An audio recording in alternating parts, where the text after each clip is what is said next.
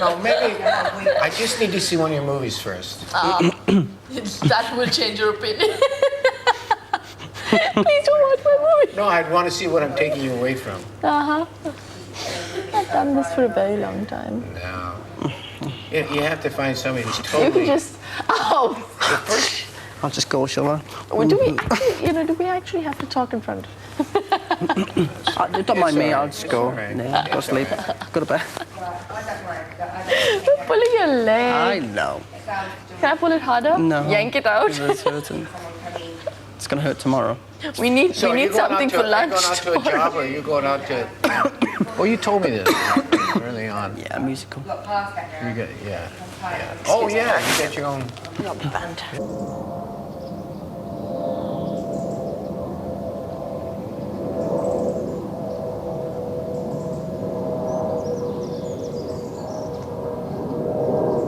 Oh, yeah? Yeah, that's what I love doing. Original music?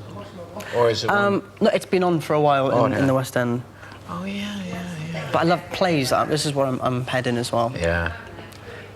And I'm very lucky that I can just kind of relax and just kind of do things that I want now and just kind of, play really. Yeah, it is. Very fortunate. Yeah. It gives you a different frame of mind. Yeah. Oh, completely. Absolutely. But I'm still very motivated and very proactive as well, so, Yeah. I couldn't just sit at home and do nothing. Sit at home and wait for the phone to ring. No, and I create. Do my they own do work that in as England well. a lot? Actors sort of. Or is there ways to generate your own work? Like in New York, you can do it. It's harder in LA to you have to work the town. You have to talk. You have to push your agent. You have a manager. You got to push them and stay on them. But in New York, you can do a lot of get people to come and see you and stuff. Yeah, it's pretty much the same. But if you're not doing anything, then my philosophy is then you create it to do it. Yeah. I was never good at that. No. Although I worked a lot for a period of time, I was pretty steady. You were there, weren't you? You made your mark. I had two careers. I had the career from '71. I first played Dinah Rigg on Broadway show. Oh, cool. I did a movie, and then I did another Broadway play, and then I did a movie, and then I came to LA, and I did 2 movies and 13 episodes of a TV series. Boom. You got cancer? Yeah. Remember, I talked about that. No? Yeah. I missed that. I was in the late '74, and then it was 3 years.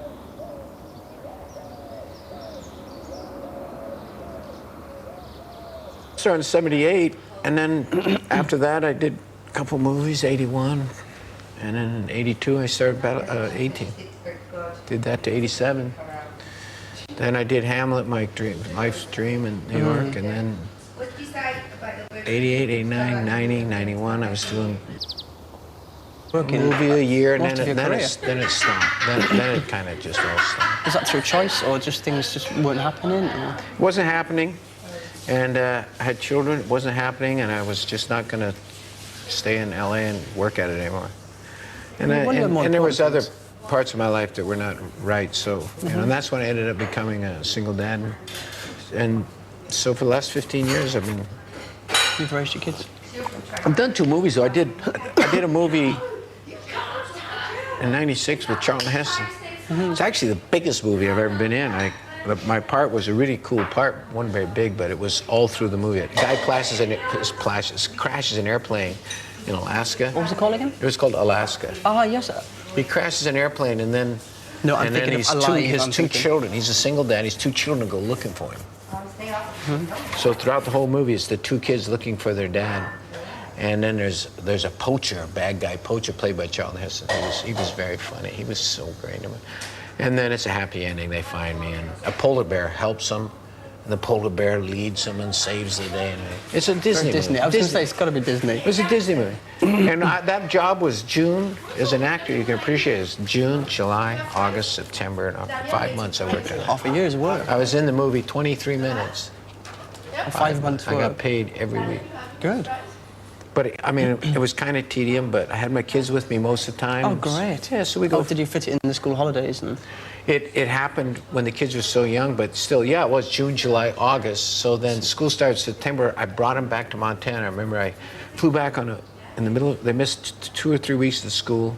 But they were like 5 and 7, so it was the first and third grade. Yeah, and then put them in school, and I had hired this German woman, and she stayed there for 2 weeks, for 4 weeks. But 2 weeks, I went back, and then I came back in 2 weeks, and then I went back for 2 weeks, and then I came back, and it was over. So it worked out. Yeah, it fit right in. But then it became impossible. Then I couldn't leave. Couldn't leave him. No. And I said no to a couple things, and then it just all dried up. Until recently, I've had offers, and I said yes to the one in Germany because it was one of the best parts I've ever had in a film called Golden Times. It was a German film. And did you have to speak German? Yeah. Oh, did you? Yeah. It was challenging. It was challenging. I didn't speak German all the way. I played a German guy pretending to be an American. Oh, that must have been. So I had to play a German. Kind of literally turned on his character. It was a real character. You know, I shaved my head.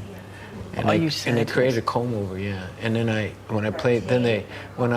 within the story, when I pretended to be this American guy, they bought me a wig that looked just like my real hair. So I wore a wig that looked like this, basically. A very expensive wig made in Munich.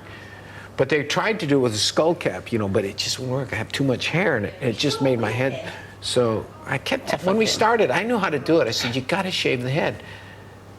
It was funny because we started, and we shot, and they said, no, we're going to do it the other way. We don't want to shave the head. I think they thought they were going to save money or something. I don't know.